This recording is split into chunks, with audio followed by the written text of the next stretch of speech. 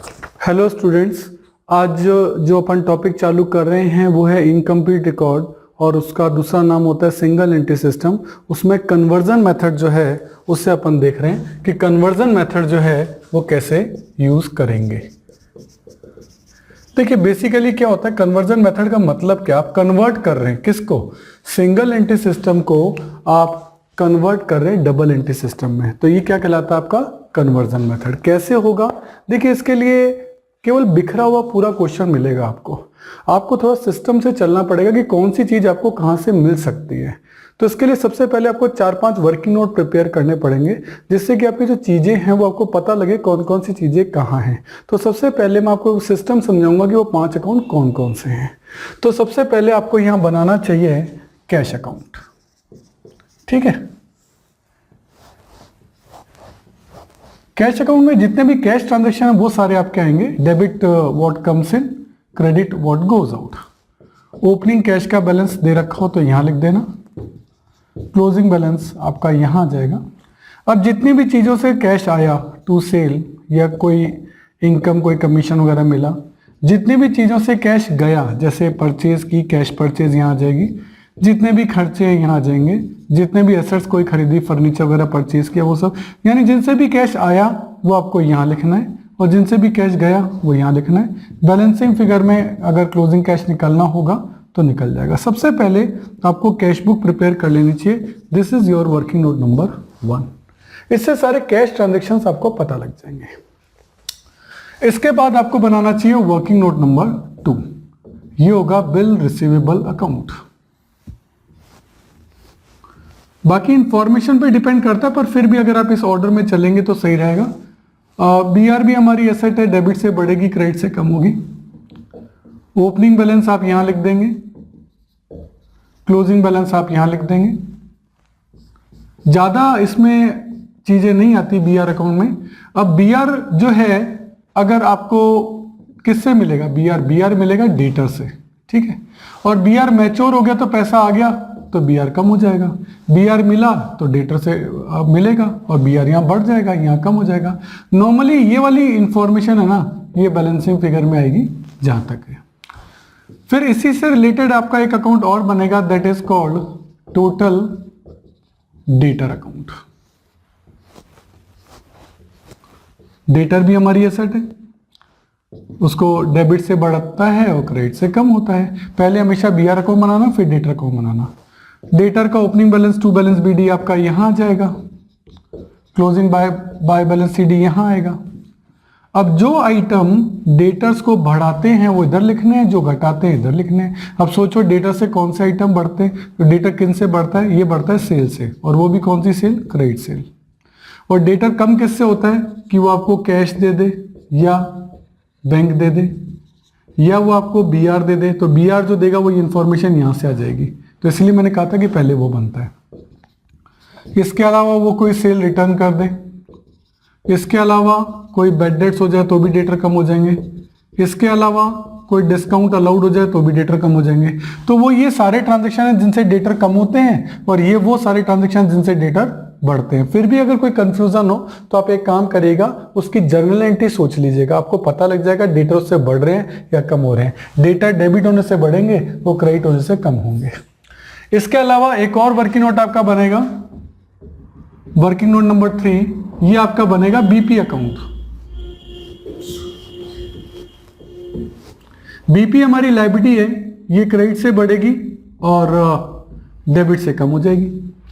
तो opening balance आएगा यहां क्योंकि क्रेडिट बैलेंस है, और क्लोजिंग बैलेंस आपका आएगा यहां। बीपी का पेमेंट करेंगे तो बीपी कम हो जाएगा टू कैश या टू बैंक, और बीपी मिलेगा किससे, बीपी देंगे किसको, क्रेडिटर को, तो बाय क्रेडिटर। ये नॉर्मली बैलेंसिंग फिगर में आप देखेंगे, ये वाला फिगर बैलेंसिंग फिगर में आएगा। नाउ आपका बनेगा creditor account, that is called total creditor account. Total creditor account आपकी लायबिलिटी है, ये क्रेडिट से बढ़ेगा और डेबिट से कम होगा। ओपनिंग बैलेंस क्रेडिट साइड आएगा, to balance BD by balance BD, और यहां आ जाएगा टू बैलेंस सीडी। ध्यान से देखिएगा इस चीज को। देखो क्रेडिटर हमारी लायबिलिटी है, क्रेडिट साइड से बढ़ेगी, कैसे बढ़ेगी? परचेज करने से, और वो भी कौन सी परचेज? Credit purchase. और क्रेडिटर कम किससे होगा? जब आप उसको कैश दे दोगे या बैंक चेक दे दोगे या फिर आप उसे बीपी दे दोगे, और ये इंफॉर्मेशन आपकी आएगी यहाँ से। इसीलिए मैंने कहा कि पहले ये बनेगा फिर ये बनेगा। इसके अलावा आपने कोई परचेज रिटर्न कर दी तो भी आपके क्रेडिटर कम हो जाएंगे, और इसके अलावा आपने उसका कोई डिस्काउंट काट लिया तो भी आपके क्रेडिटर कम हो जाएंगे। इसके अलावा भी ट्रांजैक्शन हो सकते हैं, बट इसके लिए मैं आपको कहूंगा कि आप उसकी जर्नल एंट्री सोच के देख लेना। कोई जर्नल का चैप्टर आपको अच्छे से आता है, आपको बिल्स ऑफ एक्सचेंज का चैप्टर अच्छे से आता है, वो एंट्रीज आपकी यहाँ होती हैं, तो वो भी आप कर सकते हैं। ये सब चीजें कंप्लीट होने पे देखो वर्किंग नोट नंबर 1, 2, 3, ये आपका 4 और ये वर्किंग नोट नंबर 5, ये 5 वर्किंग नोट। वैसे इसके अलावा हो सकते हैं, पर मैं आपको बता रहा हूँ 95% टाइम ये 5 ही अकाउंट बनेंगे। सही है। अब इनसे चीजें कैसे मिलेगी देखो मैं आपको बताता हूं। जैसे आप ट्रेडिंग अकाउंट बनाओगे, क्योंकि आपसे इस क्वेश्चन में पूछा क्या जाएगा, trading P&L and balance sheet. तो आप ट्रेडिंग अकाउंट बनाओगे। ट्रेडिंग अकाउंट में आप यहां लिखोगे 2 ओपनिंग स्टॉक। अब सर ओपनिंग स्टॉक कहां मिलेगा? तो इसके लिए हो सकता है कि आपको ओपनिंग बैलेंस शीट बनानी पड़े, तो आप ओपनिंग बैलेंस शीट या ओपनिंग स्टेटमेंट ऑफ अफेयर भी कहते हैं, वो बनाइएगा। जस्ट लाइक बैलेंस शीट, और कुछ भी नहीं है। यहाँ सारी एसेट लिखिएगा, यहाँ सारी लायबिलिटी लिखिएगा, ये एसेट आ गई, ये लायबिलिटी आ गई। बैलेंसिंग फिगर में यहाँ क्या आ जाएगा? कैपिटल आ जाएगी। ठीक है, यहां से आपको स्टॉक मिल जाएगा, तो ये ओपनिंग स्टॉक आपका यहां से आ जाएगा। फिर यहां आती है परचेज। ट्रेडिंग में कौन सी परचेज, कैश या क्रेडिट? सर दोनों ही आती हैं। तो सर कैश परचेज भी यहां लिखनी है और क्रेडिट परचेज भी यहां लिखनी है। तो कैश परचेज तो आपको मिलेगी यहां कैश बुक में, और क्रेडिट परचेज आपको मिलेगी यहां क्रेडिटर अकाउंट में। ये दोनों परचेज यहां से आ जाएंगी। रिटर्न अगर कोई हो तो लेस कर देना।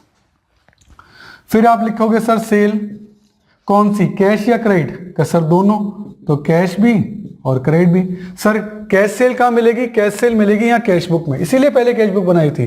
तो कैश सेल आपको यहां मिलेगी। क्रेडिट सेल कहां मिलेगी? सर वो डेटर अकाउंट में यहां मिलेगी, तो दोनों आपकी यहां भी आ जाएंगे। Sir closing stock, closing stock question में जो है वो गिवन होगा, क्योंकि यहां कोई भी अकाउंट ऐसा नहीं है जिससे कि स्टॉक निकल सके। ओपनिंग स्टॉक तो ओपनिंग बैलेंस शीट से निकल जाएगा, तो क्लोजिंग स्टॉक क्वेश्चन में गिवन होगा। और यहां आते हैं क्या? Direct expenses.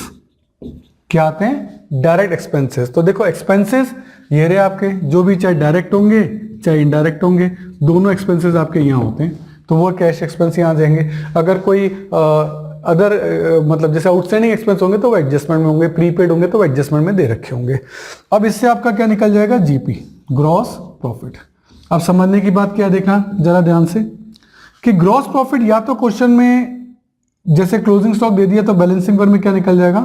Gross profit.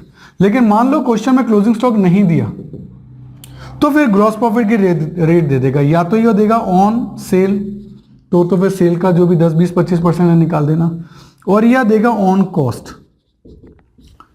तो उस कंडीशन में आपको 100 का अजम्पशन लेके करना पड़ेगा। तो इस तरह से जीपी अगर निकल गया तो यहां का टोल पहले कर देना, उसमें से सेल घटाना, क्लोजिंग स्टॉक निकल जाएगा। अब ये जीपी आपका यहां आ जाएगा। अब आएंगे इनडायरेक्ट एक्सपेंसेस। इनडायरेक्ट एक्सपेंसेस कहां मिलेंगे? इनडायरेक्ट एक्सपेंस भी कैश बुक में मिलेंगे, इसीलिए कैश बुक पहले बनाई थी। और कोई आउटस्टैंडिंग प्रीपेड एक्सपेंस होंगे तो आपको एडजस्टमेंट में मिल जाएंगे। सारे एक्सपेंसेस हो गए, तो इससे आपका बैलेंसिंग फिगर में क्या निकल जाएगा? Net profit. तो ये आपका हो गया ट्रेडिंग एंड P&L अकाउंट, ये आपका हो गया। अब आपकी बनेगी बैलेंस शीट। तो अब मैं बना रहा हूं क्लोजिंग बैलेंस शीट।